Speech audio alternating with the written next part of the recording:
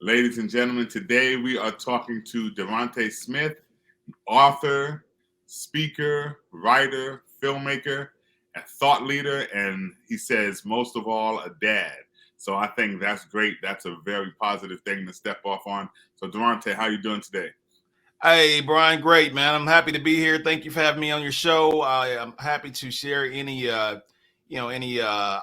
ideas, feedback, whatnot that I have that I can hopefully help enlighten some of these people out here, man. Definitely appreciate that. As a positive Black man yourself, I want you to tell our viewers a little bit more about what it is that you do. So what I do is broad ranging, right? So I have a background in film, a background in sales, a background in writing. And I basically kind of wrapped all those things up to allow me to pursue my passions and basically, just to be honest with you, just creating, man. I consider myself above everything else a creator. This was before the whole term content creator, that became popular. I was a creator in the sense that, everything starts, the origin of everything is a story, right? So if you have a strong story, whether you're in business, because now they push that, right? They push you to tell your story in business, right? So whether you have a strong story in business, or whether you have a strong story in your personal growth and personal branding, right? Or whether you have a strong story in just your emotional connectivity, right? Everything starts with stories. So for me, I started as a young writer, and perfected the ability to tell just a really strong story, and I basically built on that platform. So fast forward, what I do now is and this is actually just recent because we actually haven't talked about this. Um, I've become what's called a producer's rep. So a producer's rep basically takes you could look at me as like a broker, right? Okay. So if you think of a mortgage broker goes and what? They connect with the clients, and then they connect with the buyer. The buyer is the person that is the company that's supplying you the loan for your mortgage, right? So that's essentially what I've become. I'm basically a broker for filmmakers. So if you're a filmmaker and you have a film that you need to sell, right? You want to get it out to the market, then you come to me and I can get it placed. So I have roughly about 13, 14 different distributors across the globe that now I have relationships with that I can get your film placed. And then it just depends on the platform, right? So a lot of that's going to, how it's going to be determined is the quality of the product, in other words, what they say, how the film looks, production value is what we call it. Your sound's major. If you have any kind of major actors in your film, all these kinds of things will determine, what that filmmaker gets out of it. So that's one thing that I do, but I'm also a producer, right? So right now we're in the middle of producing. I say four projects, but it's actually six, right? So I say that because there's a feature film I was brought onto about six weeks ago. It's a $20 million film. It is a hip hop horror film, right? And yeah, it's slick, man. It's slick. It's called Sessions. So you guys remember me hear me say this first, right? Okay. Sessions. It's got a soundtrack, bro, that has already gone platinum. Okay. Yeah, the movie hasn't even been produced. The soundtrack has already gone platinum. Wow. Okay. Yeah. So the director, yeah, Donovan, the director, man, this cat, I have to give him his credit, man. This dude is really on it, man. He comes from a music background, right?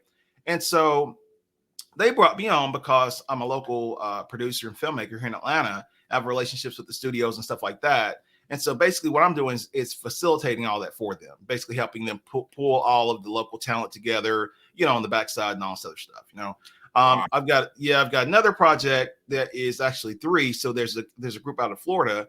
They have a film fund, and now they're funded for the next 5 films. So 3 of those they're shooting here in Georgia over the next basically 8 months, right? So they brought me on as the producer, essentially to do the same thing. But on those films, I'll be a producer and executive producer. Okay. And then there's a project I'm doing with CeeLo and a project with BB King's foundation, the BB King. So it's called the BB King Library, but it's the BB King estate, and we're working to get their thing going. So Wait, that one is CeeLo going to be playing BB King? no. These are two different projects. Two different projects. Yeah. No, that's funny. Yeah. Two different projects. But that was what I was saying. Like, they're stacked, right? All these different things are stacked. Right. And then the last thing is I actually have two different TV shows that have been greenlit, right? So these are shows, these are mine they've been greenlit that I've actually had to bump and push a bit further down the road to get into pre-production to maybe I'd say as early as third quarter, simply because all these other things are going on. So that just gives you an idea of what I do. But I also have the podcast, which is my daughter's podcast, which is All Things Madison. So you guys can check it out anywhere where you go, go for your podcast. Just so the family knows, I call your audience family, just so the family knows, keep a lookout for the video for her podcast, because within the next 2 or 3 weeks, we're going to be rolling that out. And we're right now developing that for what they call streaming. So streaming is like, for us, streaming is like Nickelodeon digital, or it's PBS Kids, or it's Apple. So those are the different avenues that we're looking at when we're talking about streaming, and that's because of my relationships with these distributors, right? And then my podcast, which is the Expert Process, I'm actually relaunching because it went into a hiatus, right? Okay. So I have not produced a show on my podcast since 2020. I mean, how could you? Look at all that you're doing. I didn't have the time, man. So I've relaunched it. I've re-strategized it. So now I'm setting it up for video. And the reason why I'm setting it up for video is because, yet again, I'm leveraging my relationships, right? Okay. So that, guess what?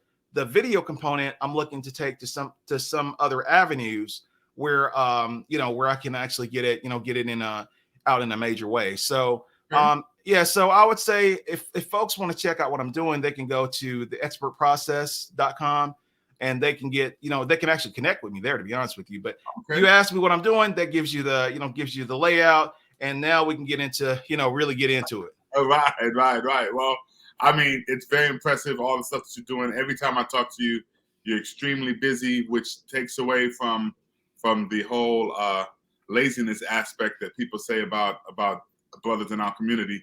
You are definitely not lazy at all. You are doing way too much.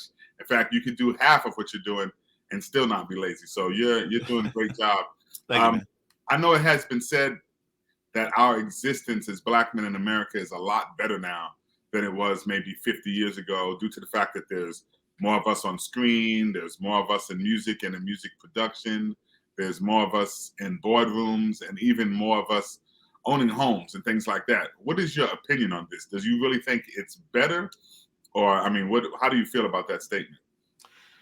So I think that's a loaded statement when people make that, right? They say that in respect to trying to justify certain things, to me, is the situation better for Black people? Yes. Is it incremental? Yes. Do we have a lot more to do and a lot further to go? Yes. So I'll look at it like this. If you want to make the comparison to 50 years ago, then you have to have an honest conversation about that. Meaning that if you go back 50 years ago, make that comparison, in a lot of ways, we haven't made any traction. Right? So if you look at, I'm very direct, I'm very blunt. I know I'm going to piss a lot of people off, but then at that point, you should ask me if I really care, because I don't. Okay. So that said, if you go back and you compare the police state of 50 years ago to now, it's very, very, very closely similar. Okay. Donald Trump was almost a George Wallace. I think he modeled himself after George Wallace. In fact, I think he actually said he modeled himself after George Wallace. You see? So if you say that, and then you look at how Black folks have been treated for the past 4 years, then you would say we took a step backward. Right. However, if you look at the boardroom and you see the productivity and the growth in the boardroom, where again, it's been incremental, it's not been without challenge, or it's not been without struggle, because those people that have risen to the top, they didn't get there because, as you just said, they were lazy. They didn't get there because it was luck. They got there because of all the struggle, stress, strain, and everything else that it took to get there, as well as some help. Right? So I'm not really the one that bashes or beats down or berates the other side, meaning white folk, right, or anyone outside of our community. I don't do that. The reason why I say that is because I have a ton of people that are on the other side that help me, right, that give me business. And quite frankly, ironically, I actually get more business.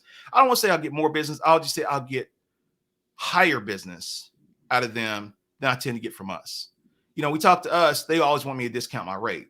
Talk to them, it's never a discount on the rate. It's just right, the question is, can you justify it? That's the right, difference, right? So I think we as a people, when I say we need to be honest with ourselves. What are we doing? Because you can't sit there and sit on your laurels and not do anything to help yourself and lean on the government or lean on somebody else to think they need to help you get out of this situation. They need to help you get better.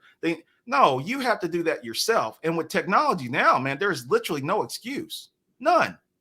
I kid you not, every single day, man, I see all of these different things that come across the pipeline with in the digital space, right? Where you can work from home and you can make 50, 60, 80K. It's all day. And it's not even so much that they advertise it as it is the fact that, guess what?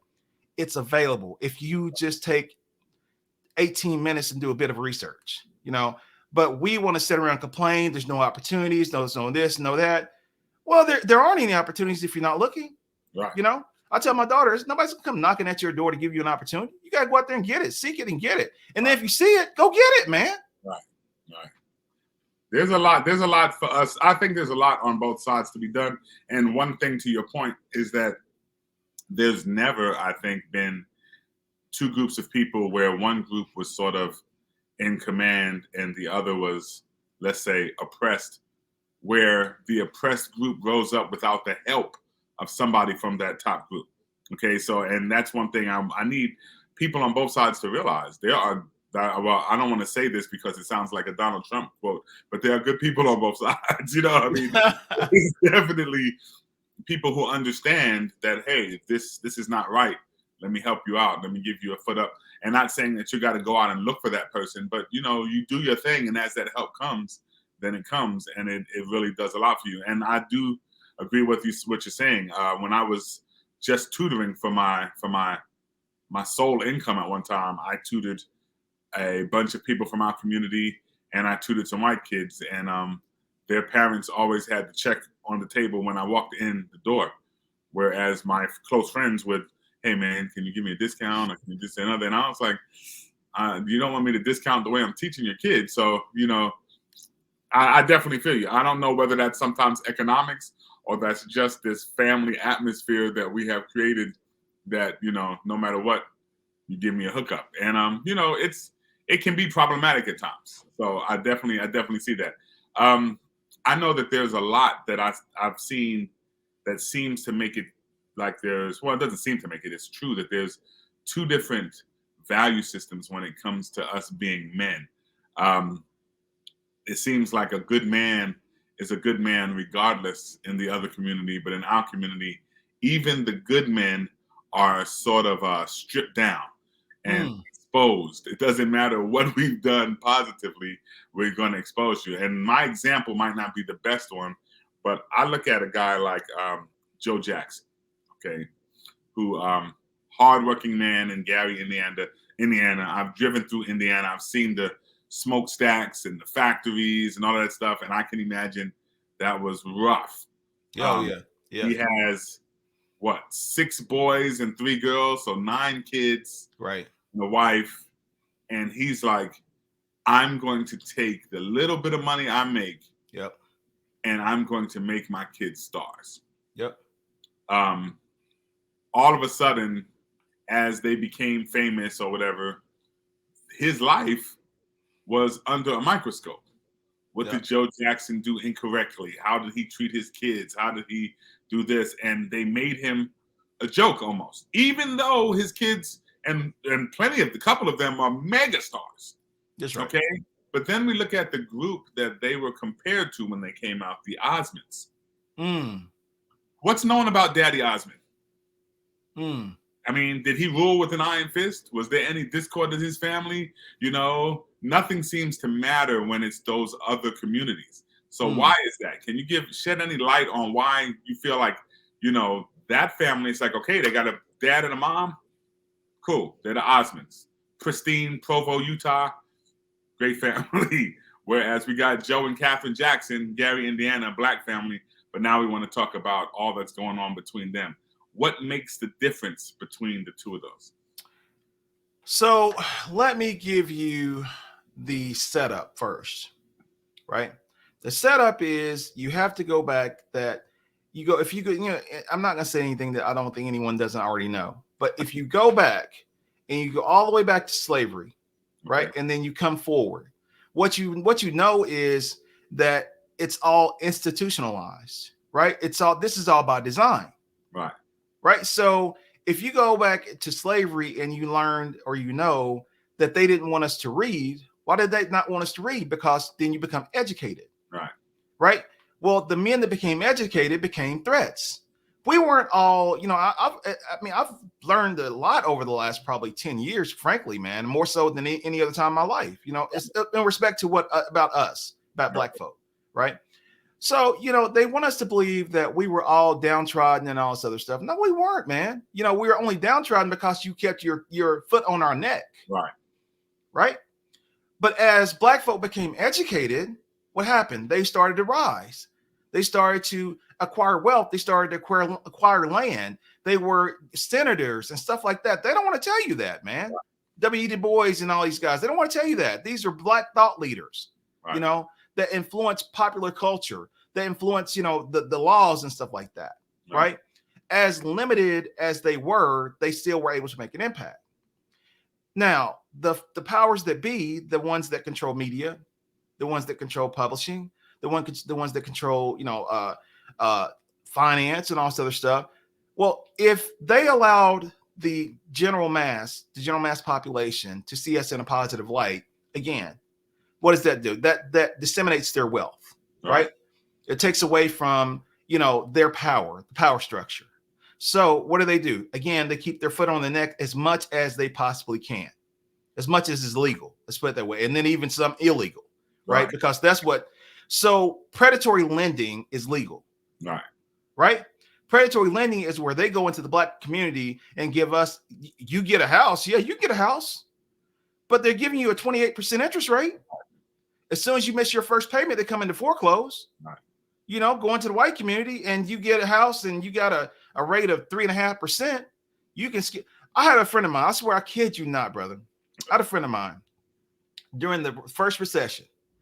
This cat had $1.7 million house in Lexington, Kentucky. Okay. He's in the same exact neighborhood as Tubby Smith. Tubby Smith is the head coach for the University of Kentucky at that time, right? Same neighborhood. I know because I used to visit the guy all the time. I mean, he and I are best friends, or really good friends. I can see Tubby's house across their own personal lake. Right. He's got a lake in his backyard. You walk out, throw your fishing rod out, catch some bass, come on back in. Like, it's like that, man. House is beautiful. The guy got behind on his payments. Again, this is recession, right? He lived in his house for 3.5 years without making one single payment. Not one payment. Not one payment, bro. His mortgage note was $18,000 a month. A month. Okay? Now, here's my point. How many black folk do you know have done that? Oh, I know none. How many black folk do you know that would even think to do that? Again. None. Right. You see? So when I look at stuff like that, and I'm like, you mean you can do that? No one told me I could do that. Right? I'm blunt, man. I went through a bankruptcy. You know why we went through a bankruptcy? Because of the whole mortgage crisis. I was in the mortgage industry. Whole mortgage crisis, all this other stuff. We got behind on our mortgage for 3 months. My wife panicked. We gotta go. They're sending us notices, blah, blah. We gotta go. No, man, chill. We gotta go, blah, blah. Man, we packed and moved up out that house, dude, overnight. I have never packed so much stuff up in my entire life, brother. I used to work for UPS, and UPS was a joke compared to that, man. Right. I mean, we packed the entire house in 18 hours, man. Got the truck, boom, moved up out of there because we thought they were going to throw us out. We were 3 months late. This cat stayed in his house for 3 years, brother. You see? Now, it's a sidebar. My point being is, you're asking me, well, so I look at it like this, man. A lot of times we are our own worst enemy, meaning that we will tear ourselves down. We'll be hypocritical. We'll be not hypocritical. Well, that too, but we'll be overly,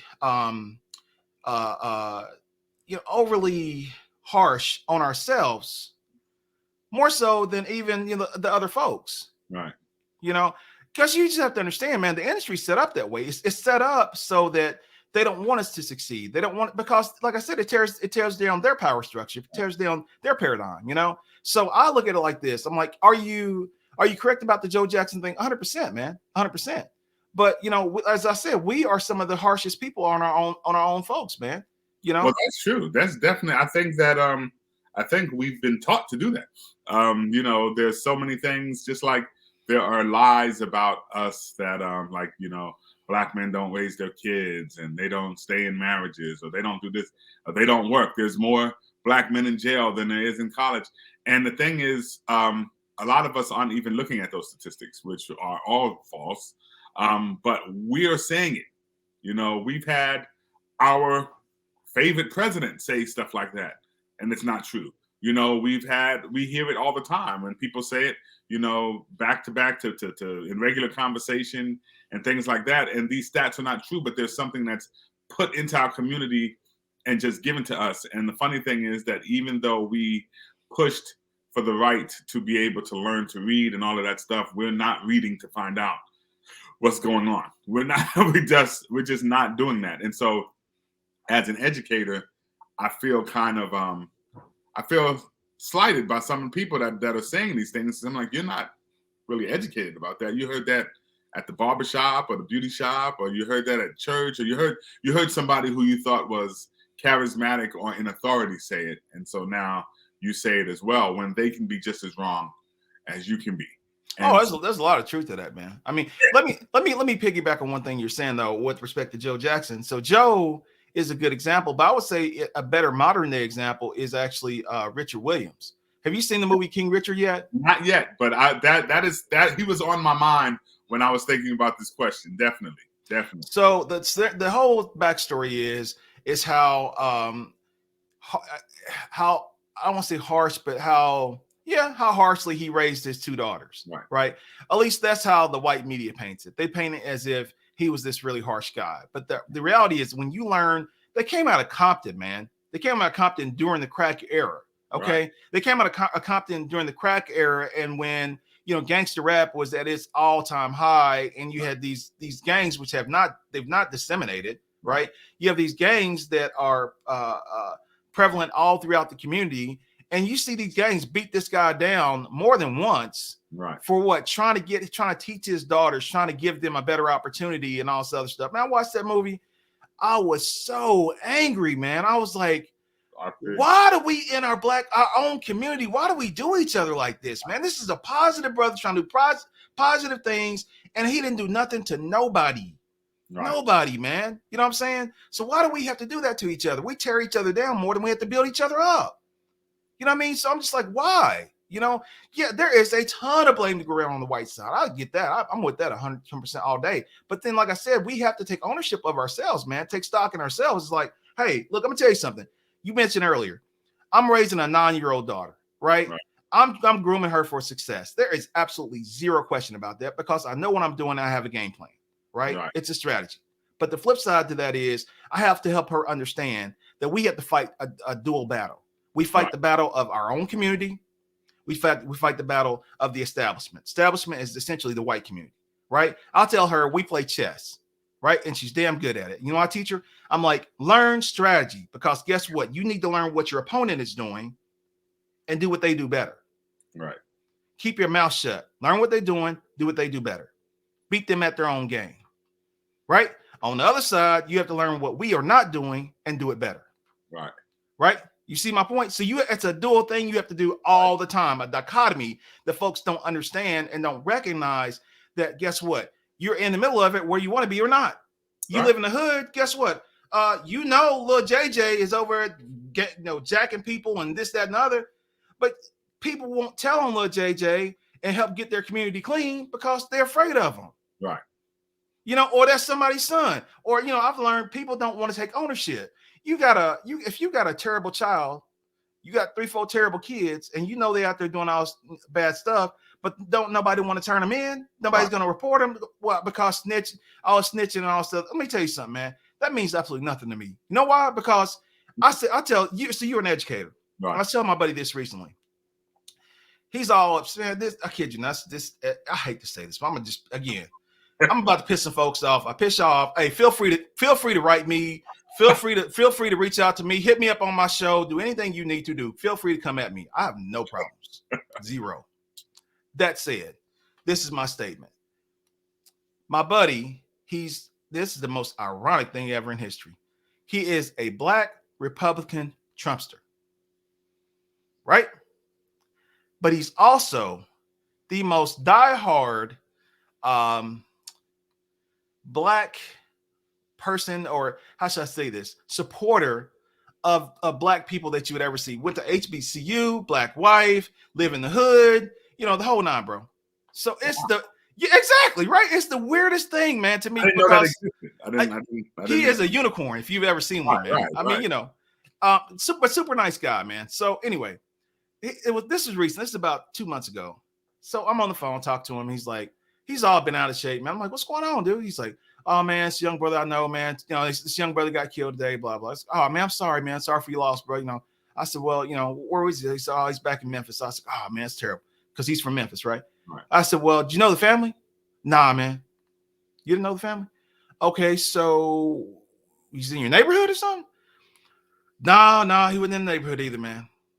Okay, so what's the problem? I mean, just seeing another young brother get killed, man. Just kind of got me and stuff. Okay, got you. So how do you get killed? Well, see, I know this is where you're gonna take issue. Well, how do you get killed, man? He's a drug dealer. He got caught up in a drug trade. Oh man, come on, bro. So look here, man. I don't have sympathy for that. I can't support that, right? And this is where I know I'm about to piss people off. You're like, well, man, how can you not, feel empathy for that, this, that, and another? I'm explaining to you. And this is what I explained to him. So, as you mentioned, I'm an author, also a speaker. So for years, about 2.5 years, I went around the country and I'd speak, right? But they will pay me to come speak. But you want to know where they pay me? They pay me to come speak the majority of the time in the hood. Oh, okay. Right? It took a long time for me to get above that threshold. Right. But I had to do a lot of that for like about a solid year. So, for example, I'll go into Louisiana and I'd go speak in schools in like Metairie and places like that. Or I'd go into Miami, I'd go into Miami-Dade and go in the roughest areas of Miami-Dade. Or I'd go to Cleveland, or I'd go to, you name it, man. I was all over the country, man, And they would pay me. They'd pay me well. Don't get me wrong. It was well in respect to what they would pay most other people. Let's put it that way. But I'm going in, and what I'm learning is that we are failing our own children. Right? This is why I said we have to take ownership, man. I go into these schools. This happened to me at minimum 4 times, right? I go into the schools. And as I'm coming out, I'm going to give you just one scenario. I'm coming out, I go to get my little rental car, had these 3 kids approach me. This is back before computers were really cheap. Now you can get a computer for $200. Right. This time, the computers were at least $1,500, right? So I'm stylish. I got my little Kenneth Cole brown leather bag on, my computer bag, little Serengeti sunglasses, but your boy cool, man. I'm styling, bro. So and look, I just gave the presentation. They look at me like I'm $1 million, Right. So all right, cool. And this is all based on my kids' book, right? So the kids' book is what got me into the school. So okay. Sleepy Steve, the Fantastical Adventures of Sleepy Steve, for you guys that are wondering. That's it. Kids approach me, I already know what they're about to do. They're gonna try to jack me, right? I'm in the hood. Right. So I see them coming. I said, okay, so these young men don't understand. I'm not really the one for that. Right. So I stop. I go up and approach them. I'm square in the eyes. And I tell them, I'm like, look, man, I already know what you're trying to do. I know what's about to go down. Just so you understand, this is what's about to happen. You guys are about to turn around and go the opposite way. You want to know why that is? Because if you don't, I'm giving you 30 seconds, literally 30 seconds. And then all this right through here is about to be broken up. I said, I'm about to hit you with the force of Jesus. I promise you. Okay. I said, now I'm looking squarely at you because you are the alpha. That means you're the top dog, right? I said, so y'all two little dudes right here. I said, when I heard him, I said, no, let me take it a step further. I said, because I need to make you an example, right? I said, so what I'm gonna do? I said, after I crack all this, I'm putting you on the ground, and then I'm gonna put my foot right here on your throat until you can't breathe. Wow. I said, what I'm gonna do is I'm gonna keep it there until you turn just blue enough that I know you are close to death, and then I'm gonna let you go, right? Because at that point you will understand that you need to change the direction of your life, right? Because I don't want to hurt you. I will hurt you, but I don't want to hurt you. But what's going to happen is in this moment, you have a choice, because in life you have choices. This is what I'm talking to these boys, because in life you have choices, right? Now, all three of you guys are about to end up dead or in jail. You understand? And in this moment, you, young man, are about to end up really, really, really hurt unless you make a better decision.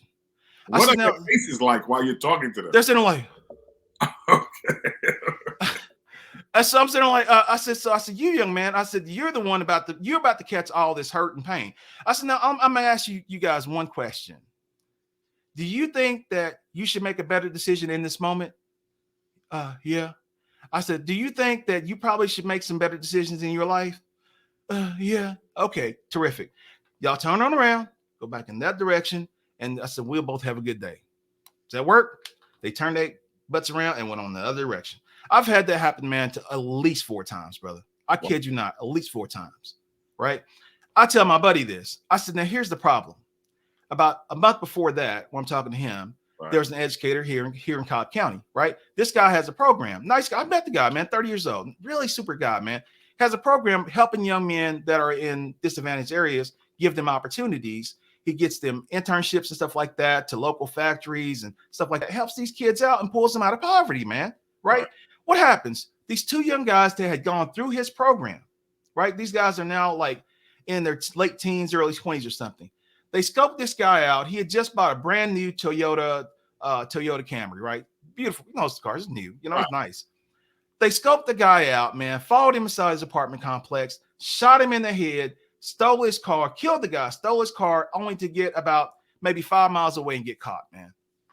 Killed the guy over a car that the dude doesn't even own. He's financing, right? For the fact that he actually took them in and gave them opportunity and did everything within his power to help make their situation better. Right. So when you ask me if I have empathy for someone that is doing that to themselves, my answer is going to be no. You see? That's how I established it. And that may be wrong, but that's only because I've experienced this so much, man, where it's like, I can't help everybody, man. I want to. I do everything within my power to help folks, man. But at some point, you have to take a step back and say, you know what, man, if you guys want to do that to each other, that's your choice. I can't do anything about that, you know? And more importantly, like I told him, I said, man, look, so the same friend, they were robbed at gunpoint inside of a restaurant, actually in a coffee shop. This is about 2-3 years ago in a nice part of town, man. These guys came in, young guys, young black guys, man, like 4 of them came in, guns blazing, right? Went through, took everybody's laptops, everybody's computers, everybody's phones, everything, right? So dude and his wife and his daughter were sitting on these high tops, right? They came over and his wife, she was kind of fumbling around her phone and she said something. They took her, slammed her, dude, off the high top. And she's not a small lady. Slammed her off the high top, boom, onto the ground. Okay. He says something. They put the gun to his head and takes his stuff and said, you say another word, I'm gonna shoot you. You see, so took his stuff. Now, my point is, at what point do we assume responsibility for any of this? You see, so that's why I say it's a dual-sided thing, man. I get everything you're saying, I respect everything you're saying, but we also have to take responsibility. Well, I mean, you know, at some point, you're right. There's a education that we need to give to the other side. Yes, and there's a de-escalation or a ridding of something that we need to do on our side. We've been taught that we are this group of people, and we believed it. Yep. And I believe that was the plan. Yeah, that was the plan. Yes. Exactly. I don't think, like you said, I don't think any of this is a mistake. I think this was all set in place. I know when I left teaching when I was years ago when I taught in Tennessee, and they gave me a job as an assistant principal, but I had to leave my school. They told me on Thursday night that I was hired to be assistant principal at another school, and I had to be there the next Tuesday. And that Monday was Martin Luther King's birthday. So all I had was Friday to get out of my school. And Wow. I mean, at the time I was a beloved teacher. So, you know, the kids, I'm like, I can't just walk out of here. I got to tell these kids Right. that I'm not coming back the next day. You know, Right. And the thing that shocked me the most was hearing some of the kids act like I was all about money now. And, you know, I'm not black because I'm trying to step up. And I'm like, wait, what? Black is not low. Right. Yes, right. They thought that ghetto and black were synonymous. That's right. And I felt like, wow, I didn't know that they felt that way. I felt like I really didn't educate them. Even though I was teaching them math, I never knew that this was even something in their mind. And I felt like I was from more of a ghetto place from them. I'm from the South Bronx, and I knew that. Y'all are in Nashville, you know. This is not as ghetto as it gets. Right. Right. So it's a system that we have around that our kids and even people that are adults now believe sometimes that this is the way it should be. They do believe that white is right, even though they might fight against it and say little things in their songs or have little memes and stuff that make it seem like they're against the oppressor. In their mindset, there's something that's saying this is right. This is the way it should be. And that's something that we have to rid our community of. And that's the reason I think that we're not moving forward, is because once you start to deal with the oppressor, those who have a mindset that the oppressor's right, whether it's subconscious or conscious, they're not going to fight with you. It's almost like a bunch of us have Stockholm syndrome. And we've fallen in love with the captor. And hey, you know, just like when they showed on the old slave movies, when there's that slave that's like, well, master's been good to us. That's what it is. It's a new modern version of that. And I'm looking for a way that we can sort of express that and let people know that there's no group of people who have escaped oppression through peace. Not yet. I haven't seen that. Through just peace? No, there's going to be some fighting. There's going to be something, because I understand why they don't want to let go. Why would you? So let me say this. White folk are really, really, really good at they're really good at disrupting things, right? So now we have what's called the Disruptor Economy, right? So that's where you have essentially Facebook was probably the biggest one that came through, and they shook up everything, right? They shook up how, you know, media was disseminated, right? Then Facebook gives the blueprint for everybody else coming through, you know. So now you have all these other disruptors. And then what they do is so how does Silicon Valley then they have all these incubators, right? These incubators for brilliant minds to come through and disrupt all these other industries. But then they've replicated Silicon Valley to now all around the country, right? There are other incubators to now they're in all around the world. There are other incubators. These are all for all these brilliant minds and the other stuff, right? How many of us participate in that? Very, very few. Very few. I mean, probably less than 2%. Right. Because typically you have to get invited into it. And then secondly, you have to have, you know, some sort of connectivity, or you have to have wherewithal, or any of that most of us just don't have. And then, frankly, most of us don't have business savvy. We might do business, but we don't do business correctly. You know, we can't even take advantage of money that's out there, set asides that these white boys go and get, that we are too lazy to go and get and even apply for, because we just don't want to set our business up right. You understand? Okay. I say that because I got Facebook grants. I got grants from Comcast. I got grants from, I can name 3 or 4 others through this whole COVID relief thing, right? And I try to put my friends on, or I try to put people on, not just friends, but people that I know they're in business on. Oh man, I ain't even set up like that. Not set up like what? Don't you file taxes? Right. I mean, you know, man, what does that mean? You know, man, I don't understand that. Like, to me, I don't get that. Right. So my point is, so look at that. And I look at this whole disruptor thing. I think to myself, to your point, we have to figure out a means of being disruptive without being destructive, right? That was Martin Luther King's approach. He was a disruptor, Right. but not a destructor. Okay. So he partnered with all these other organizations and stuff like that. Going back to what I was saying earlier about how you have to, deal with the other side, right? And it allowed him to be effective in ways that people did not expect, because he was able to appeal to the hearts and minds of people that were in positions to influence our direct way of life. Hence is how we got affirmative action. Right. Right? With me so far? Right. So affirmative action does what? It makes for better opportunities, better ways, this, that, and other. It also was the genesis of the projects. Right? The project started out to be a good thing. Right. It was actually, it was supposed to be an ideal utopia situation. At least so that's how they sold it to us. You see, that's not really the case. Again, if you look at everything's by design, but at least that's how they sold it to us. And but to be honest, if we had a better, stronger mentality toward each other and working together, the projects could have been that, right. And some of them actually were, because the communities, right? And then on top of that, the ones that, as you were just saying, the ones that were doing well, doing okay, what did they start doing? They started feeding drugs in there. Right. That became that jumping out point for this whole drug epidemic and all this other stuff, right?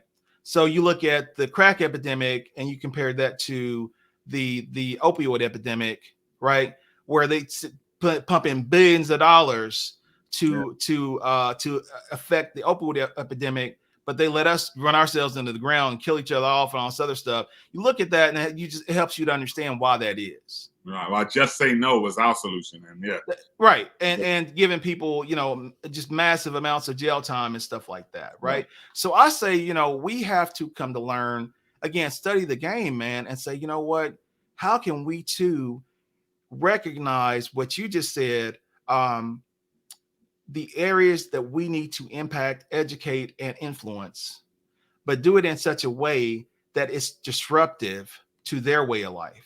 Right. It's disruptive to what they do. Because if we can disrupt what their thing is, right, and insert our thing in, we win. That's exactly what they're doing. But that's what Amazon did, man. Right. Amazon's a multi-trillion-dollar company. What did they do? They disrupted the book industry. Right. Right. That's the first thing they did. They knocked Borders clean off. Borders is not even here anymore. Right. Books A Million knocked them clean off. Barnes and Noble the same way. Yeah. I mean, you see my point. Okay, what did they do to Walmart? Then they came to, what did they do to Walmart? What did they do to all these little small retailers? Knock them. Right. What did they do to the malls, man? You go into the mall in any city in America, they're empty. They're parking lots. So what I say is, if we can learn to model our thoughts and what we want to accomplish after what they're doing, right? And say, okay, how can we disrupt this industry? How can we? But we do it in such a pinpointed, targeted way, so that we are able to accomplish our goals and interrupt what they're doing. So they have to take notice. I think that's a means of us to get ahead. Okay, that sounds good. Well, look, I'm going to ask you one last question, and I know that I'll get a great answer for this, because this is one of your biggest things that you're into. This is right down your alley.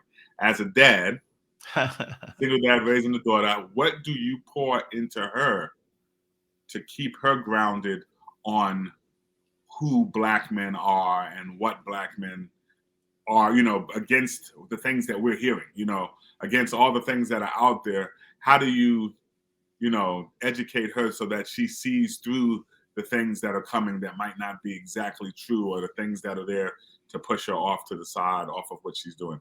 What's that like for you? Great question. So here's the thing, man. My daughter's 9 years old, but I tell her, I mean, from her birth to now, right? I've told her, I'm like, Daddy's not gonna lie to you. Now, that said, that doesn't mean you're gonna get always the full truth, but I'm not gonna lie to you,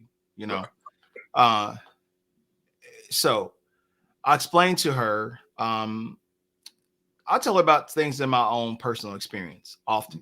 You know, I'm like, hey, this is how it was when I came up. This is what daddy had to go through. Right. This is what daddy does not want you to experience because it was rough. It's hard. Like that's a pathway I've gone through, so you don't have to do it. Right. But I explained to her in respect to Black men in particular, I explained how often I am in a personal situation and how it plays out. So I'm gonna give you just a quick example. So I go back to my book, Sleepy Steve. Right. Yeah. When the book first came out, it's called queried. I queried publishers, right? That just means that you apply or you send out letters to to publishers. Right. So I had some major publishers. I'm not going to drop any names, but major publishers that were interested in the book. But that's unusual. But they came back and they were like, well, you know what? We're interested in your book, blah blah. We just don't think there's a market for it, right? So because the lead character was Black. No. If you can change this character to a lighter skinned character, meaning white, if you can change it to a white character, then we would be interested in your book. That would mean some different changes because there's vernacular that applies to that character, right? So then I'm like, yeah, I don't really want to do that because that's going to change what I'm trying to do, which I'm trying to paint a positive image of young Black males, right? For our community, because I'm influencing young, as you said, you're an educator. I'm influencing young minds early on, right, to think that they can be something, they can be positive, there can be more than what they're seeing that's in front of them. Right. But yet, as we mentioned about the establishment says, yeah, we don't want that. Wow. We want this. So I had to go out and have to prove myself. They go, well, if you want to prove yourself and come back, prove there's a market, come back. Okay. I explained this to my daughter. I said, now that's number one. Fast forward, I go prove myself. Then they come back and say, okay, well, we're interested. We'll buy your property. Okay. How much you going to give me for it? Couple $100,000. Right. That's no money. It's some money to a lot of people, but $150,000, $200,000 in this aspect of this game that's no money. Right. Got into a position where we're talking about animation, same exact thing, man. They might offer you, $500,000 or something.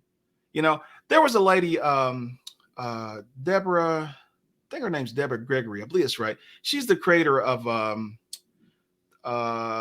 Cheetah Girls. I met her at a conference. It's National Association of Black Journalists. I met her at a conference, a panel we did together some years ago. And her deal was with Disney, right? We leave the panel and she pulls me aside. She's like, look, man, I really like what you got going on.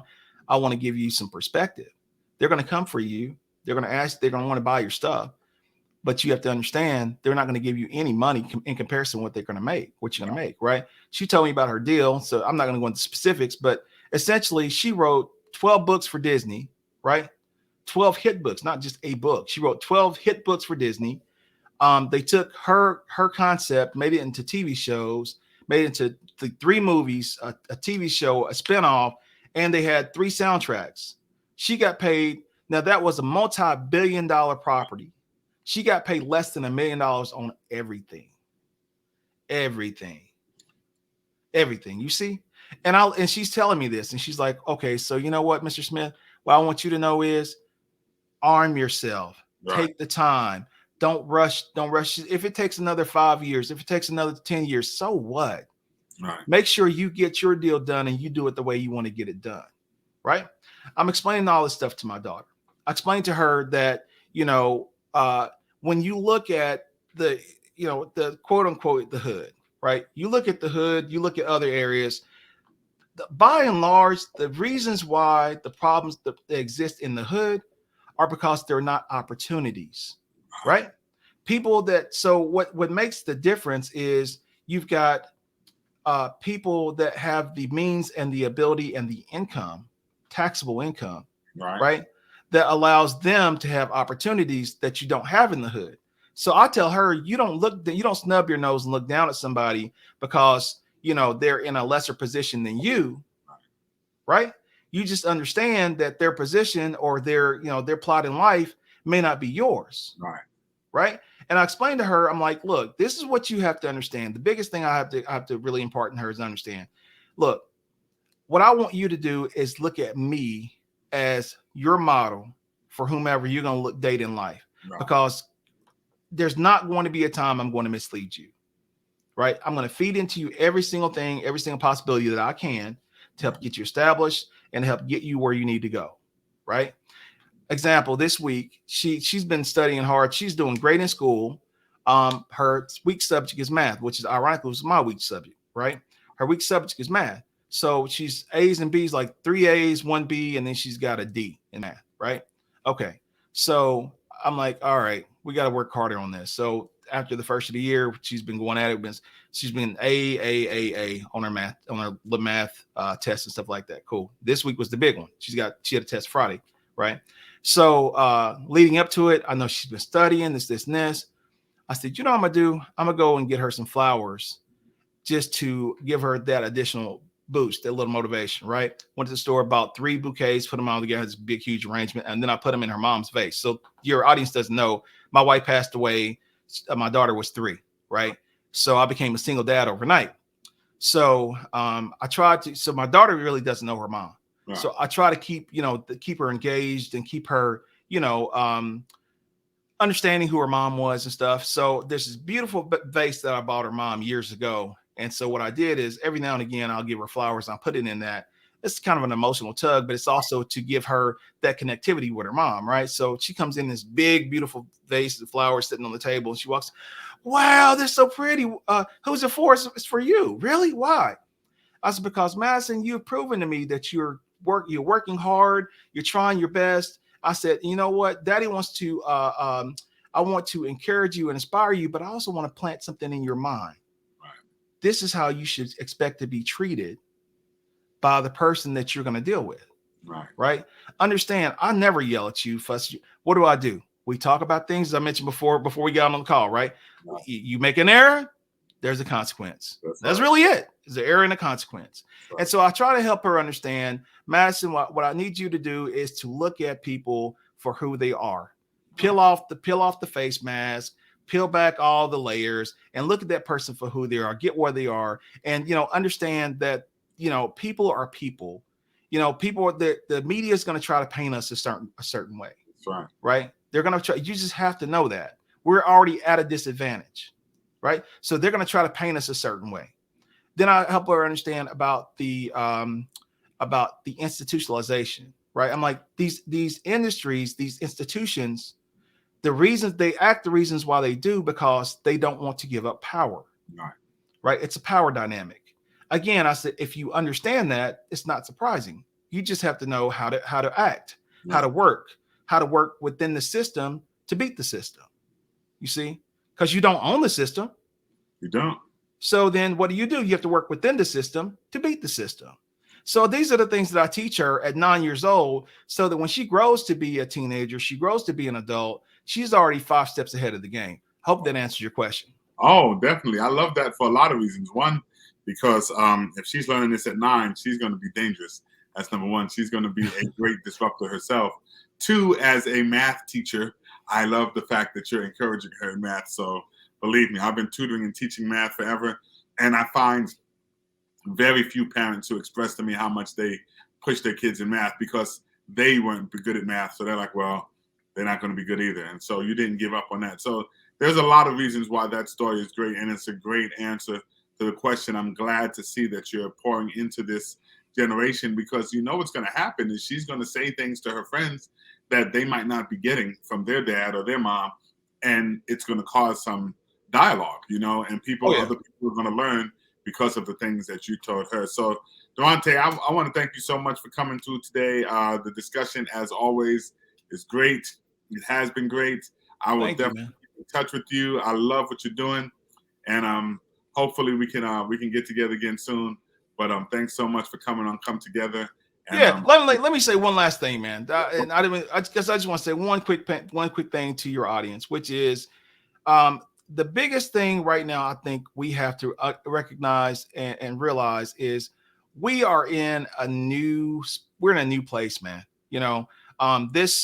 There's a big thing in this web, what they call Web 3.0. Right. Web 3.0 is about to change the game, right? So we have to recognize where we are And if we have any kind of motivation to get above and beyond where we are currently in our own personal or financial situation, or, you know, whatever that might be, right? It's just a new space. You know, the Web 3.0 is a big chunk of it, but also having the opportunities that are coming down the pipeline with a lot of this money that's going to be available that was passed Congress last year, Right. to just all these different things, man. We're in a different place. So I want to encourage all of us to say, you know what, how can we lift each other up as opposed to tearing each other down? How can we lift each other up and say, you know what, man, I don't necessarily know my neighbor across the street, but how can I help my neighbor across the street? Because helping that person is going to be, you know, it's going to come back to us threefold in karma. Right. That's true. That's true. Thank you so much for that. Yeah, I know that the audience definitely appreciated that. And we will get with you soon. All right. Thank you so much. Thank you, Brian. All right. Take it easy.